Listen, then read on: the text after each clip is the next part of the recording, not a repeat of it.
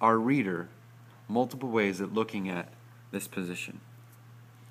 So another reason why motivation is something that helps students in the classroom is behavior. Behavior management.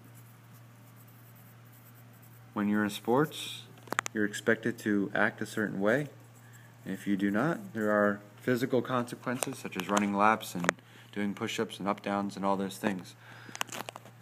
And then if you're getting in trouble in the classroom, you are hopefully not participating in the extra activities. So we have our two reasons. We have our position, and we have our purpose and our audience as the reader. Well, now we can't just start our introduction off with our purpose or position or our thesis. And remember, position plus reason 1 and reason 2 is our thesis. It's the statement of our main point for writing our essay. It tells the reader why we are writing and what we're going to be writing about.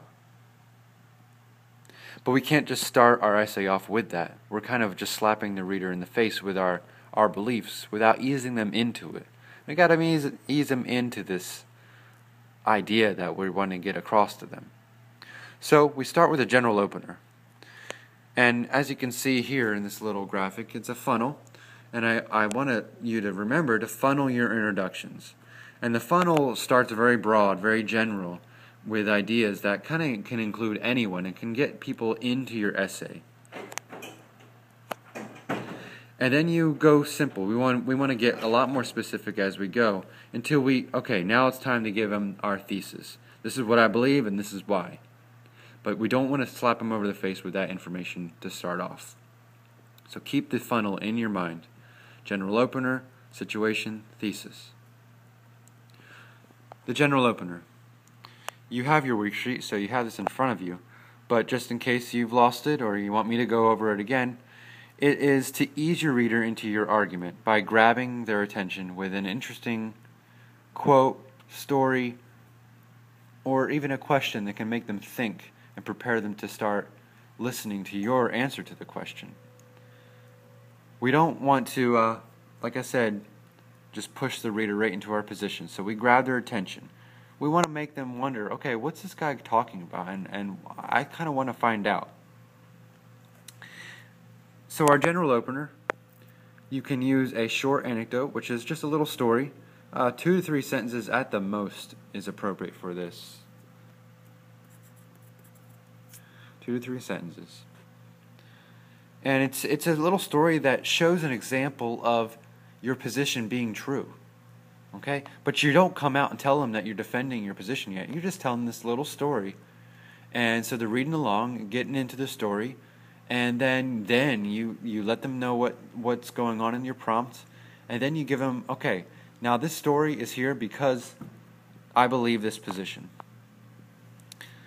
So, in my general opener, I'm going to start off something like this.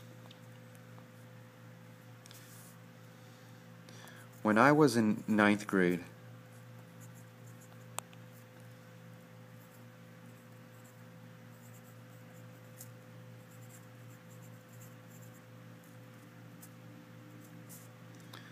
I was an athlete. So when I was in 9th grade, I was an athlete. I chose to start this way because it gives a specific time when the story is happening and point in my life, I'm 9th grade. And I chose athlete because it relates to our prompt. It's about athletic programs. So I'm trying to link things together, get them thinking about athletes in high school. And I also made it general to just athlete. I didn't say basketball player, I didn't say wrestler, I didn't say football player. I just said athlete so I can include as many people that could be my reader as possible. Because people want to feel like they're a part of what they're reading. Then they'll care a little bit more and they'll pay a little more attention. But I'm not done yet there. When I was in 9th grade, I was an athlete. That's the beginning of my story. I got to continue. So what's happening?